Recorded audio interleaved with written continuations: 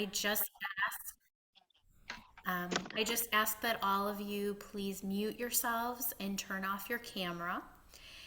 And I may mute you here if you're not already muted. And if any questions arise during the interview, please type them in the chat. And then we will take a look at them and hopefully try to answer them at the end of the interview.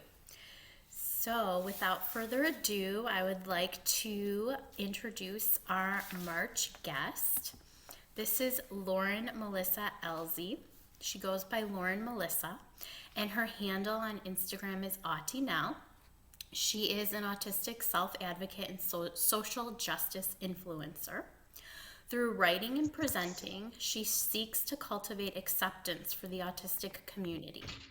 Even more, she engages across lines of difference, highlighting the inequitable systems that oppress queer, BIPOC, and disabled folks. Her work has crossed paths with BBC Minute, Penn State, NYU, O4U Engineering, Pima County Health Department, Neuroclastic, Cripple Media, Able Zine, Mentally Aware, Inclusion Festival, and Amazon Prime Video, and also the Lincoln Center for the Performing Arts. Professionally, she works as an instructional specialist, fostering autistic inclusivity in K to 12 schools. Her upcoming YA novel, Boy at the Window, emphasizes the importance of belonging for queer pop. In all, she hopes to co-create a society where autistics nurture autistics as we strive toward true inclusion. Welcome, Lauren Melissa. Thank you so much for being here today. Thanks for Um, inviting me. yeah, just another quick reminder for everyone to mute themselves and turn off their videos. Thank you. So most of you probably know that on our Lunch and Learns, I like to bring on guests that can talk about the topics of echolalia, Gestalt language processing, autism, and neurodiversity. And Lauren Melissa can talk about all of those things today.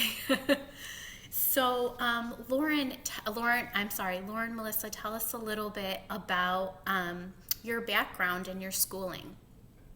Yeah, so I am a public school kid. I went to public schools my whole life up until college. And I actually went to a lot of schools across the country. So I actually went to 3 middle schools and 2 high schools. And I saw a lot of different ways of doing school and experienced a lot of different ways of doing school. And after my public school K through 12 experience, I then pursued an undergrad degree in creative writing fiction at Scripps College. And then I received my Master's of Science in Library and Information Science through Syracuse University. But I did that online, which is a very supportive thing for me to do for my autism. I've been a teacher, I'm an author, I've been a librarian, and now I'm an instructional support specialist for autism inclusion practices in K through 12 schools. Yeah, tell us about what that position is like. Are you in the schools every day? Are you consulting? So it's kind of a mixed bag. I sometimes go into the schools and do observation and debriefing. I do a remote consultation as well, whether or not that's me like tuning into team meetings or just doing one-on-ones. And lastly, I provide training and workshops. So a lot of professional development that revolves around autism, autism practices, and kind of also intro to autism things too.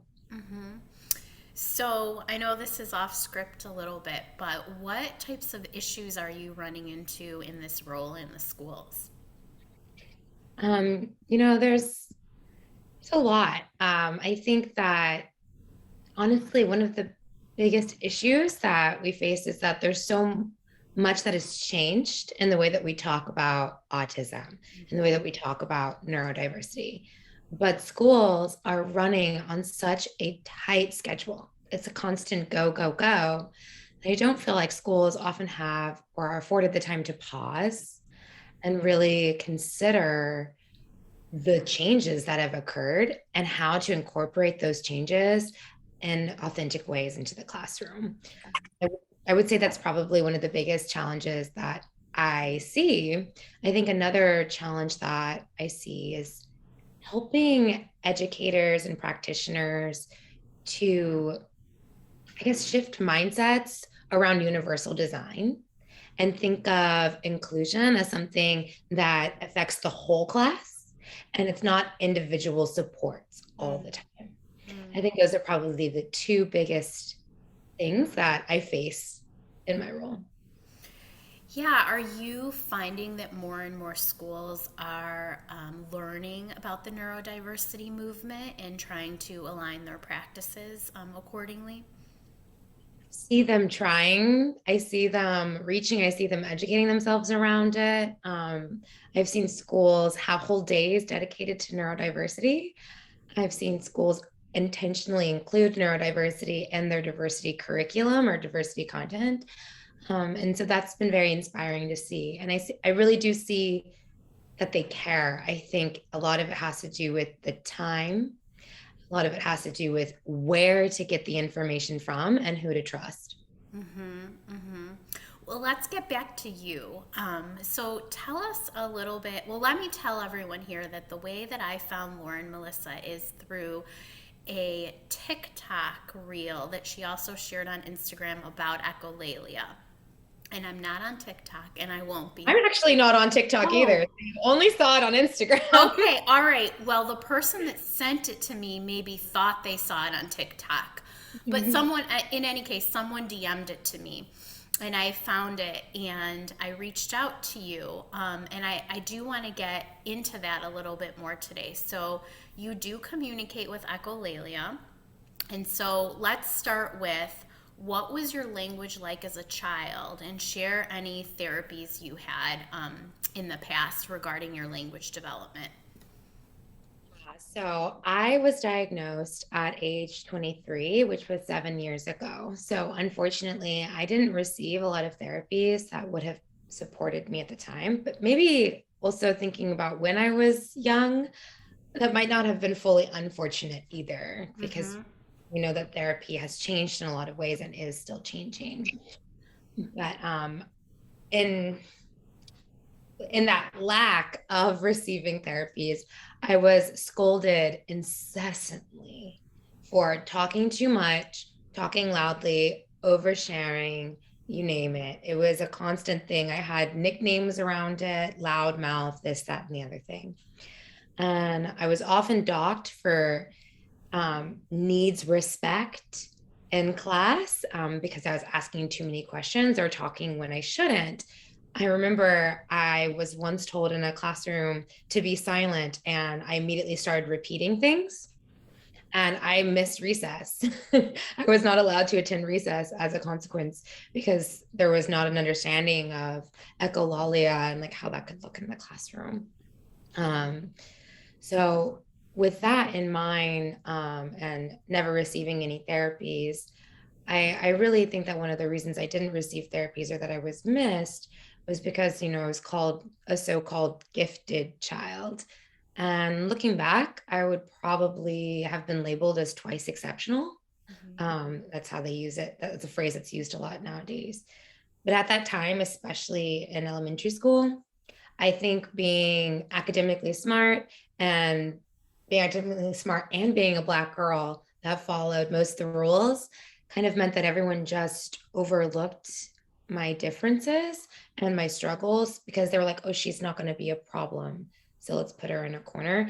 Even though I was getting docked for needs respect, it was obviously for very different kinds of things. Mm-hmm. Some teachers just turned a blind eye to it because maybe they were too busy with putting out fires. I'm not sure, but yeah, that's kind of my early experiences. And I can get more into talking about specific examples of echolalia if you would like. Yeah, I'd love for you to do that. Could you Mhm. share some examples with us?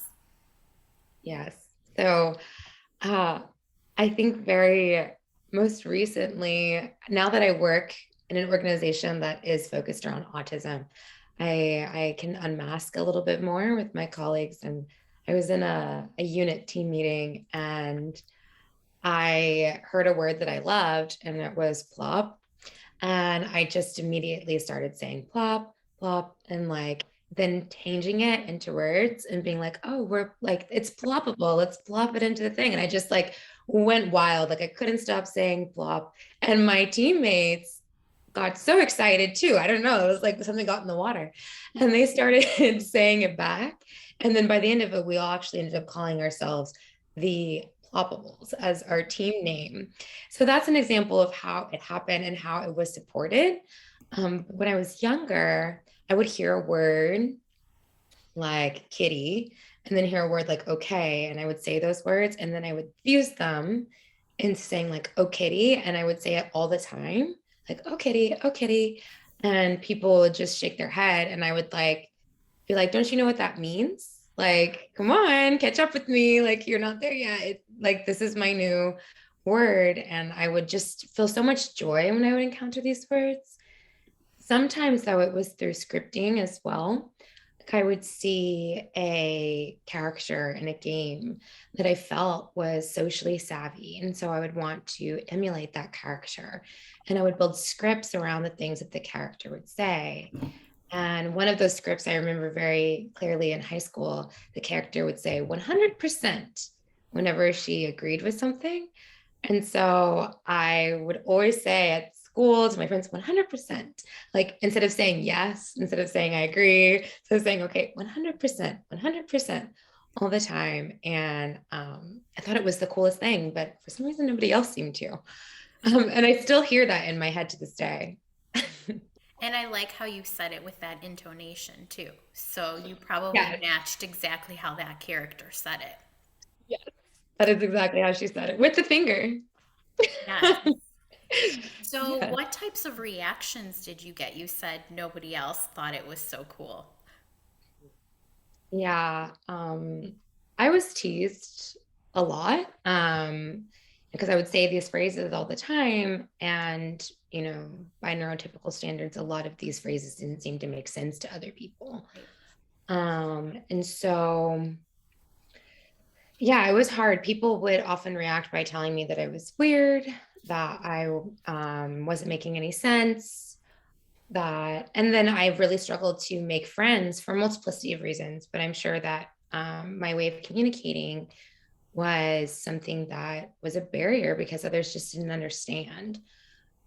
When I was younger, I think people thought it was cute, but as I got older, people were just like, there's something not right with Right. this girl kind of reaction. But I even do remember when I was younger, I have older siblings, and some of their friends would ask my brother and sister if was there something different about your little sister. They would ask those kinds of questions. They just had no understanding that I could just be communicating differently and that they could actually be invited into that communication. It was all around like my communication was strange and weird, and people either wanted to get away from that or they thought I should change that. Mm-hmm. I like how you used invited into your communication. So that kind of brings us into the next question that was submitted by a parent taking the meaningful speech course. She is wondering, what do you wish your parents and supporting adults knew about your communication style when you were little? I want to start answering this question with maybe a bit of a positive response that I had as a child. My mother was actually very supportive of my language. So for some context, I was an early talker, but I was a late walker. So I was just absorbing all of the speech, I think, and couldn't really focus on other things.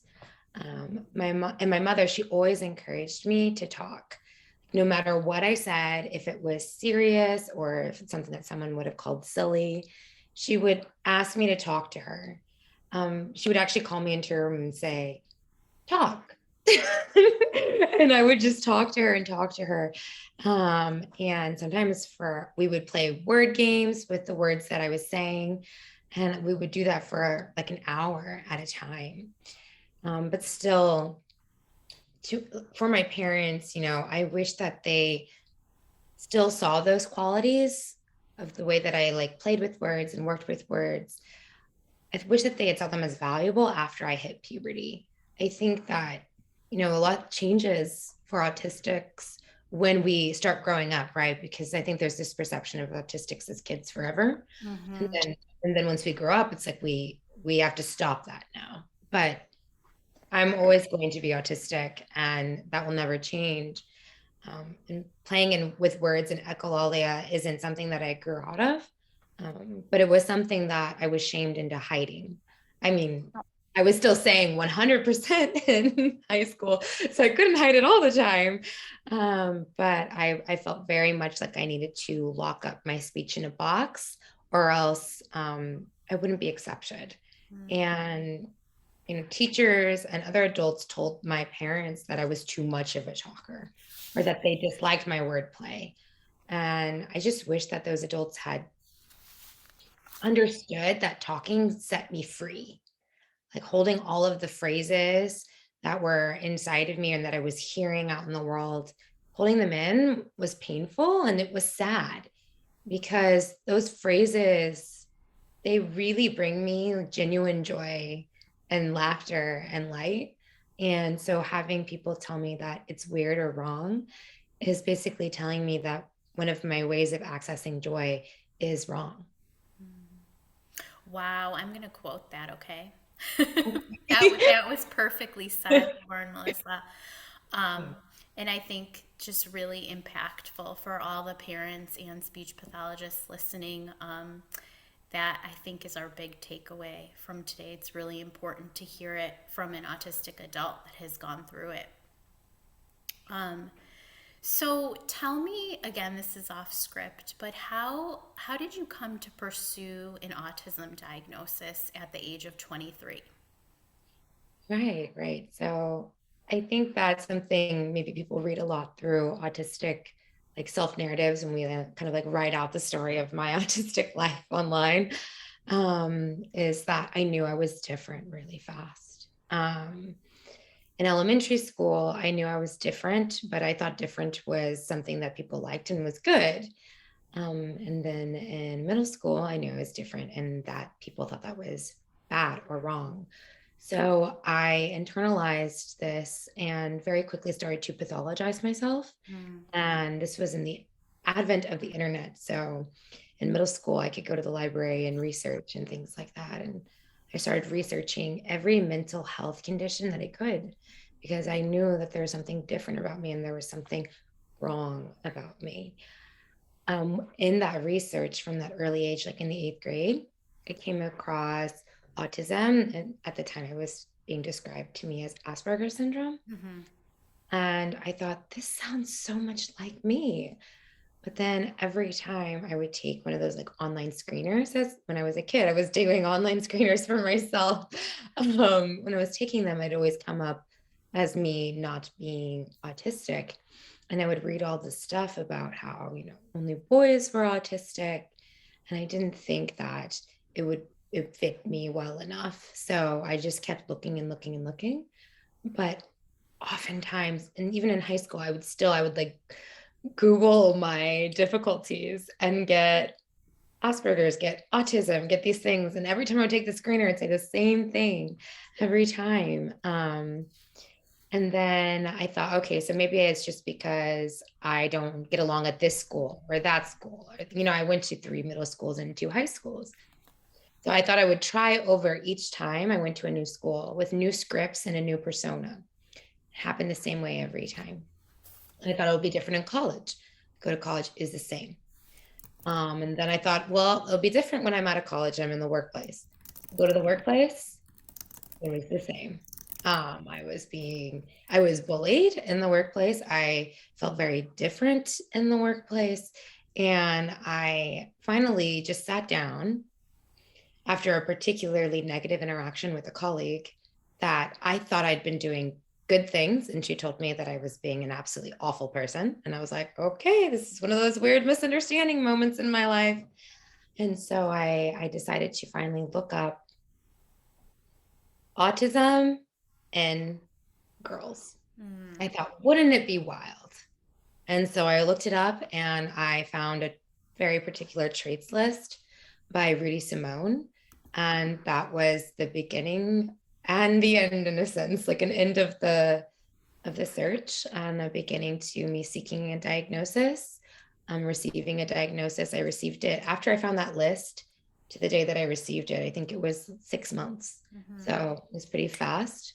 And I will never forget the psychologist after I received the diagnosis saying to me, I can most certainly say you are on the autism spectrum. And she kind of explained how it got missed, but 7 years later now, and my life and the quality of my life is so much better. Wow, thank you for sharing that. So, a question just came in the chat from Marge Blanc. She's asking, what wisdom would you want to impart to young autistic girls? And would it be different at different ages? I think it would be different at different ages. I think for young girls, there's so much I would like to share, but it depends right on the girl because every autistic can be so different. Mm-hmm. I think one thing I would say to a young girl who's maybe in fourth grade, fifth grade, where a lot of her passionate interests might suddenly be seen as more childish. I would tell that young girl to continue to do what makes her happy and not to let that go for the acceptance of her peers and to seek out clubs, activities, and peers who are passionate about what she's passionate in. I would say, I would try to emphasize that making friends isn't as important as making the right friends. I think a lot of young girls receive a lot of pressure to be friendly and make friends. And if we don't have friends or lots of friends, then something is wrong with us. And so we, after hearing so many directives around that, we think, okay, well, then I just can't be myself. I'm going to mask the echolalia. I'm going to mask the special interest. I'm going to mask my stimming. I'm going to mask it all because, and then what's really frustrating is that we think everyone is doing that. Right. Like, so I would also tell young girls that no, not everyone is doing that. And you do not have to do it too.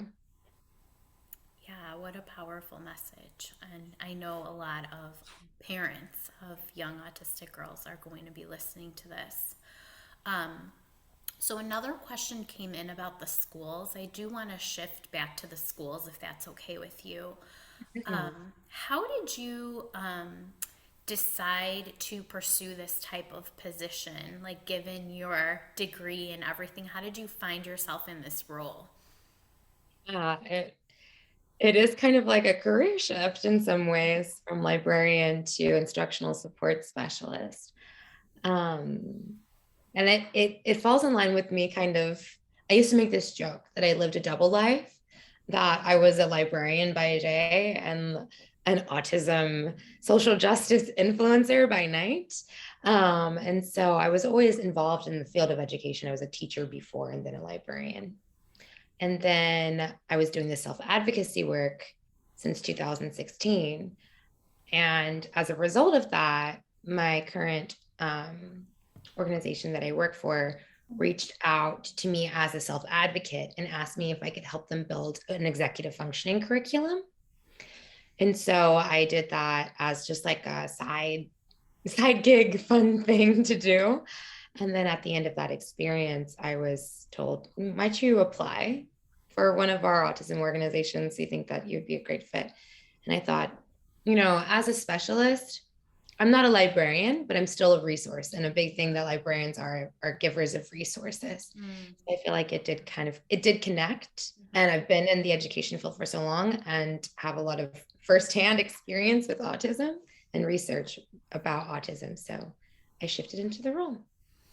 And so, as we talked about earlier, you're definitely seeing a lot in the schools. And so, what the person in the chat asked was actually one of my original questions to you. But what do you wish you could change about the schools you work in?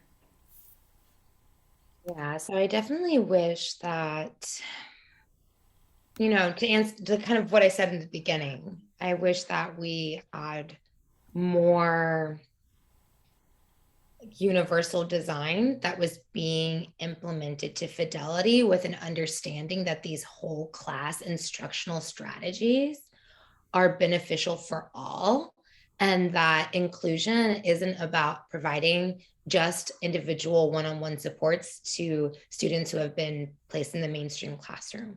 It's about changing that classroom so that it works for everyone as much as possible.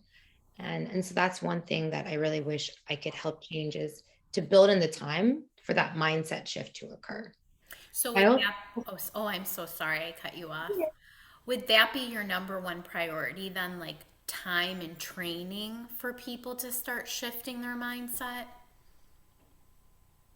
I think time, yeah, because I don't think people can change their mindsets very quickly when their hands are tied all day. But also, mm, I guess like somehow trust that changing these traditional practices is the right thing to do, and that intrinsic motivation to better one's practice. And I know that's really hard because educators are working tirelessly with new curriculum being thrown at them all the time and all of these things. But it's like getting there to be an understanding that the structure itself of the classroom is what is harming so many. Mhm. Thank you so much for that.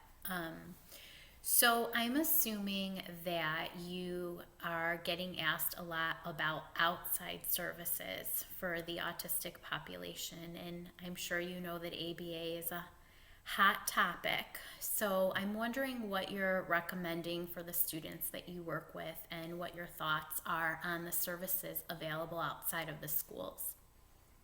I'll respond to this question from my personal opinion. In my actual role, we don't provide ABA or give instruction around ABA. We provide a program that is inclusive into the mainstream classroom and has a very particular speech language pathology curriculum that is provided. So we don't actually talk a lot about ABA, especially because that's typically the role of the parent, and we don't work with parents in terms of like my professional work. But personally, while I understand that sometimes there just like aren't a lot of options for families, or families can be in situations where they're being forced to do ABA, or else they will like sometimes lose their children. Like it can become a court ordered thing. So I don't really want to slam parents around the topic of ABA because everybody has their individual circumstances. At the same time, I do believe that one of the strongest ways that we can advocate for autistic children is to not put them in ABA whenever possible. In my opinion, ABA at its traditional core is harmful. It's not child centered. It does not view the child as a whole person already. It views the child as someone to become a whole person. It does not, ABA doesn't focus on the why of a child's behavior. And I strongly believe that before we jump into any kind of behavior support, we have to uncover why, to the best of our ability, that a child is behaving in a particular way. So, for example, stimming is often communication. It could be a communication that I'm happy, I'm sad, I'm overwhelmed. But if we just teach or try to teach a child to stim less because it's bothersome, or maybe they are harming themselves in the stim and we want to make them stop, that doesn't actually change why it's happening. And so the child will most likely move into another kind of behavior to address the why it's happening. And that can be internalized behavior. It could be negative self-talk. It could be telling yourself you're bad, you're wrong, which is something that I grew up doing for a lot of my life. Or it could be just finding more secret stims, like moving from hitting oneself to slicing one's gums. So we really need to uncover that why. Otherwise, we won't solve anything for the child, and we won't really help the child. We'll just teach the child that their needs are always second to their outward behavior. What a very, very important point that is. And I call this, when it comes to, scripting and Gestalt language processing, the detective work. So uncovering what's behind all of that. Okay, so let's say, I love your example. A child goes from hitting to slicing their gums. What, so we figure out this is happening because they're overwhelmed. What would you then recommend?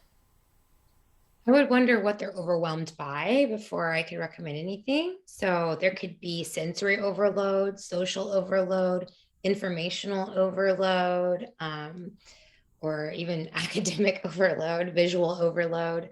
So there's so many different things that could be overloading a single child.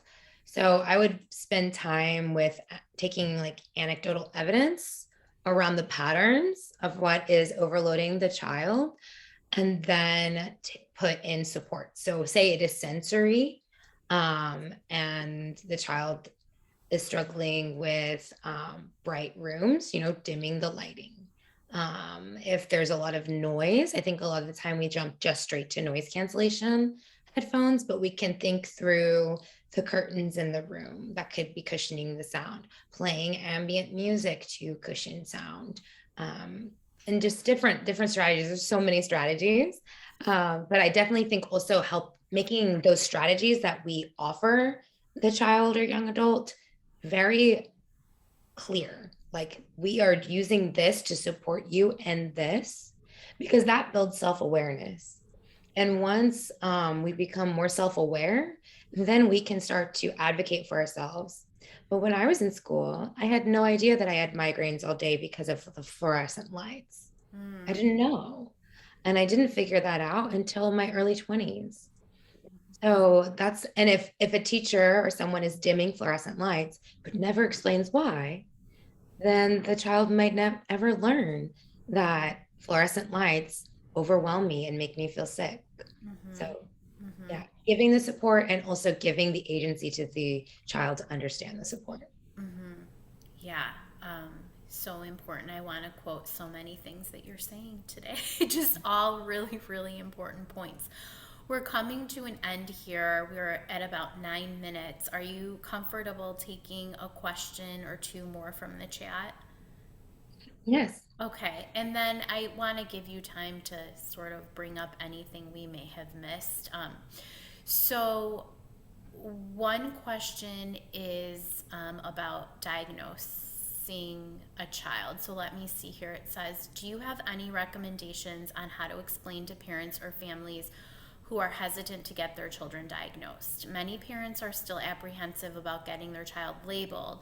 However, as an SLP, I believe strongly in children having a deeper understanding about themselves, especially as they get into those teen years. I agree. The children already have a deeper understanding. And like I mentioned this earlier, many autistic individuals who were not diagnosed young cite very early, around 11, 12. I knew I was different, and I really struggled knowing I was different and never knowing why. And that in and of itself is a label, and that in and of itself is a struggle. And without the actual words to describe our differences, we then lose our agency to understand our difference. And everyone else's opinion about what makes us different becomes the truth. So I would definitely reach out to families and explain that in kind terms. It's not like those families have ill intentions towards their kids. My mom thought that I was autistic when I was 3 years old and never sought a diagnosis because she was worried about me being labeled, especially being a woman of color and already she felt so much against me in the system. But explaining to parents gently that your child already knows that they're different. And right now they're coming up with 1,000 reasons why that aren't true and are hurting their self-esteem and their self-confidence and their sense of self. And saying that this can be empowering and showing families how it can be empowering. Yeah, thank you so much for sharing that. I guess shifting back to the schools, Another question here is, are there small changes you have seen happening in real time around universal design in the schools? And for the biggest barriers to change, what you brought up, time and trust, have you experienced specific things that have helped remove those barriers? This person is looking for access points on figuring out what's feasible and a good place to start with some of the preschools and schools in her area. I know that was a loaded question. Okay. I think I actually used to teach pre-K. Okay. So I think that there's a lot that is very feasible and doable and manageable. I've taught pre-K in public school, and I've taught pre-K in private school. And I would say that the most feasible place to start is honestly with the environment and with visuals. So the environment is so important. Like I was mentioning, like changing out the fluorescent lights for lamps, bringing in nature into the classroom, thinking through alternative ways of sitting, and minimizing noise, playing calming music. I was like the calm music kindergarten classroom. There was like calm music all the time. I didn't know at that time that I was autistic, but I had like such an autism classroom for those kids. But those are small adjustments that can be made relatively quickly or funded through things like fundraisers and GoFundMe's and things like that that can help to just automatically change it. And the research shows that when children feel more comfortable in the classroom, this is not just autistic children, this is all children, when they feel more comfortable and cozy in an actual physical sense in the classroom, their motivation increases monumentally. And we have young children, like third graders, actually verbalizing this and saying, when my classroom is comfortable, like my home, I am more motivated to do work. So that I'd say is probably the most important and feasible place to start.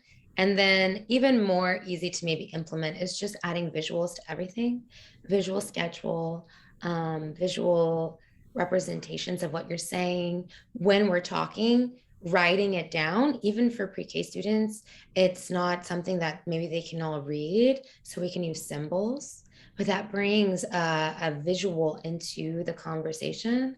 Auditory processing can be extremely difficult. That's why we're here. So bringing the visual into the auditory can help make more meaning when we get lost in that sea of words. Those are great suggestions. So I guess a last question here. I may have missed a couple. I'm sorry to our audience. This last one that popped up is thoughts on approaching parents, therapists, and ABA folks that are trying to reduce talking about special interests. Parentheses, in a school where ABA is part of the program. And I personally am seeing that a lot here in Illinois. ABA is now being infused into the public school programming. So what are your thoughts on that? Sorry, I'm first just taking in that Yeah. knowledge. Um, I would say specifically around the question that's being asked on special interests. It might be, if you're going up against a whole school system, like that's a hard task to take on by oneself. But I would advocate for the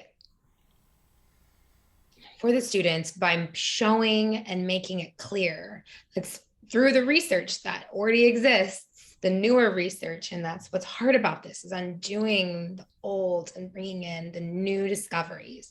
Special interests support academic and social learning in autistics. Taking them away harms our ability to gain academic and social knowledge. Like we learn through our special interests. So instead of trying to reduce the talking about the special interests, we can embed special interests into our curriculum, we can embed special interests into our therapies because we are more likely to absorb all of the information and internalize it when it's authentically approached through special interest. I've seen in some schools saying you do your work, then you can play with your special interest for 5 minutes. That's not what I'm talking about. I'm talking about like project-based learning that is based around special interests, or having options for the students to bring in their interests into the setting, whatever setting that is, therapeutic or academic. And lastly, around special interests, if it is actually just like a response inhibition concern, where the student just is like talking about it and talking about it and talking about it, and it's like, actually, like, we're teaching something for 5 minutes, can you give me 5 minutes, kind of thing. Implementing things like parking lots where students can write down what they're thinking and put it in a box somewhere, and having a routine where an adult revisits the box with the student, and the student can then share one or two things at the end of a period of time. So saying like, it's not that we don't want to hear from you, it's that we want to set an actual time where I can listen to you more fully, and embedding routines like that into the room. Yeah, I love that you brought that up. Back when I worked in the public schools, we would do something similar with a journal. So it was like a notebook that was on their desk, and then, someone would go over it with them at a designated time. So that's a awesome suggestion. We're definitely at time here. Is there anything maybe we didn't cover that you wanted to bring up? If not, that's fine. I know I've put you on the spot several times today. Actually, you did prime me that you were going to do this a couple minutes ago, so I was able to think about it. I would say that around Gestalt language processing and thinking maybe in chunks and thinking in scripts and speaking in that way, I want to emphasize, if practitioners are diving into this and working with autistic students around this and autistic children around this, really thinking through like, yes, we can know that the brain processes this way for many of these children, but that doesn't actually tell us how to include it in an autistic centered way into our practice. So remembering that if we know that scripting is a thing, that we then have a responsibility to teach scripts that don't make a child stop being who they are, but help them advocate for themselves. We don't want to accidentally start teaching scripts that change the child or make the child hide who they are. And that happens a lot, just reciting scripts because this is the appropriate thing to say. These are the appropriate things. You are behaving inappropriately, so memorize these appropriate phrases. That's not very supportive, and that still damages the self-esteem of the child. So I guess in sum, this is beautiful work. Let's make sure we're putting it towards beautiful, actionable strategies and practices. I absolutely love that. So something we are kind of coming across in the meaningful speech course that we're trying to address with participants is, I think a lot of people, just based on their past knowledge and what they've been taught, are looking for a protocol or a step-by-step approach or the answers. And we cannot look at this that way. So we need to look at each child as an individual, and there's things that are going to work with one child and not with another. So we can't have these pre-programmed scripts that we just need them to memorize because they're appropriate. We all have to keep doing that detective work and like really getting to know that child and their own specific needs, which, going back to what you brought up previously, we need to give people time to do this. Yes. So, yeah, I hope that in the next few years, we're able to see some meaningful changes take place in schools and, other outside environments like private therapies. Thank you so much for being here today. You are just such a wealth of knowledge. I am going to have to ask you about a million things after this lunch and learn. We're going to have to collaborate on some other things. I think another question that came up was, children's books for autistic kids. And I know, having been a librarian, I'm sure you have some amazing suggestions. So I'm going to have to talk to you about that. We didn't have a chance to address it. But again, thank you so, so much for being here. Thanks for having me. All right, bye everyone. You can catch all of this recorded either in the course or on our YouTube channel. Have a great weekend.